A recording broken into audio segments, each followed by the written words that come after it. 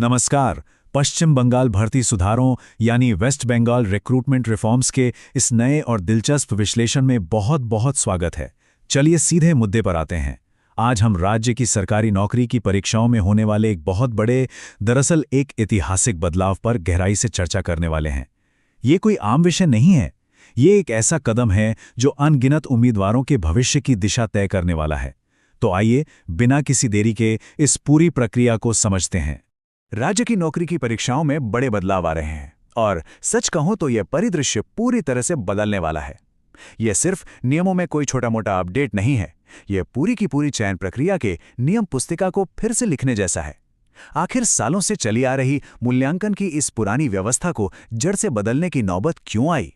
सरकारी नौकरी का सपना देखने वाले हर उम्मीदवार के लिए यह समझना बेहद जरूरी है।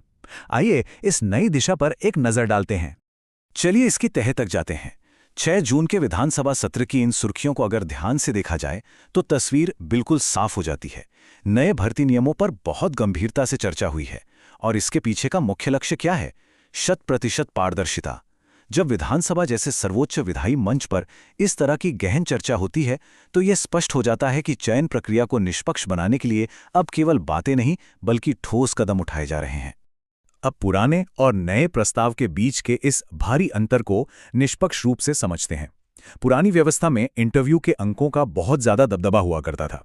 और देखिए, हम सभी जानते हैं कि व्यक्तिपरक मूल्यांकन यानी सब्जेक्टिव असेसमेंट में थोड़ी बहुत शंका की गुंजाइश तो रही जाती है ना?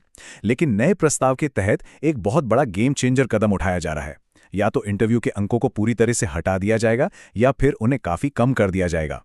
मतलब मूल्यांकन का जो तराजू पहले इंटरव्यू कक्ष की तरफ झुका रहता था, वो अब वापस लिखित परीक्षा की तरफ मोड़ा जा रहा है। इसे थोड़ा और बारीकी से समझने के लिए स्टेट लेवल सिलेक्शन टेस्ट यानी SLST के नए प्रस्तावित अंकों के वितरण को देखते हैं। कुल 100 अंकों के इस नए ढांचे में 60 अंक सीधे लिखित परीक्षा के लिए रखे गए हैं। लेकिन रुकिए, असली ट्विस्ट तो यहाँ है। अकादमिक प्रदर्शन की एक बहुत मजबूत वापसी हो रही है। उम्मीदवार के पिछले शैक्षणिक रिकॉर्ड को पूरे 30 अंक दिए गए हैं और इंटरव्यू उसके लिए सिर्फ 10 अंक छोड़े गए हैं। यह कुल मिलाकर एक बहुत ही संतुलित और पारदर्शी ढांचा लग रहा है।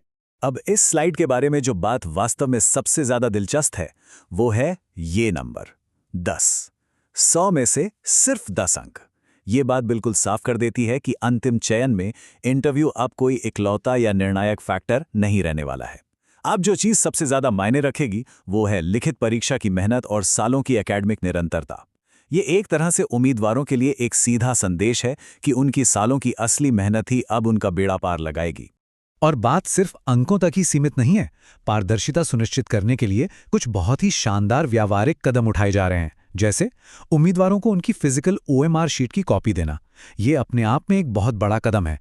इसका सीधा सा मतलब है कि परीक्षा के बाद हर उम्मीदवार के हाथ में अपने उत्तरों का एक ठोस टैंपर प्रूफ यानी सत्यापन योग्य प्रमाण होगा। ये कदम भविष्य में होने वाली किसी भी तरह की छेड़खानी की गुंजाइश को जड़ से खत्म कर देता है।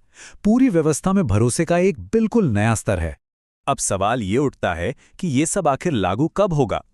माननीय मुख्यमंत्री के इस बयान को अगर देखा जाए तो भर्ती के संबंध में जल्दी ही एक नई राजपत्र यानी गैजेट अधिसूचना जारी की जाएगी। यहाँ ये जल्दी ही शब्द असल में बहुत मायने रखता है। इसका मतलब है कि ये सिर्फ कोई हवाई बात या कागजी प्रस्ताव नहीं है, बल्कि बहुत जल्द इसे एक कानूनी शक्ल दे दी जाएगी। भविष्य की सभी राज्य भर्तियां इसी नए आधार पर होंगी। यह एक बेहद तात्कालिक कदम है।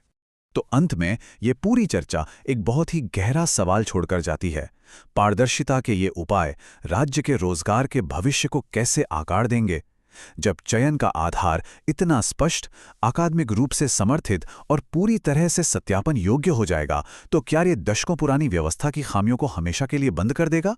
ये निश्चित रूप से एक ऐसा विषय है जिस पर गहराई से विचार किया जाना चाहिए। आज के इस अहम विश्लेषण से जुड़ने के लिए बहुत बहुत धन्यवाद।